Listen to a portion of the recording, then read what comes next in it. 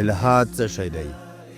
الحاد په لغت کې د حق له لارې انحراف معنا لري، خو په اصطلاح کې دا د خدای د شتون او دینی باورونو انکار ته ویل کیږي. دا مفهوم چې په انګلیسي کې د ایتیزم یا په خدای نه باور لرلو سره برابر دی، د خالق د کائناتو د واکمن او غیبی باورونو د رد پر بنسټ ولاړ دی.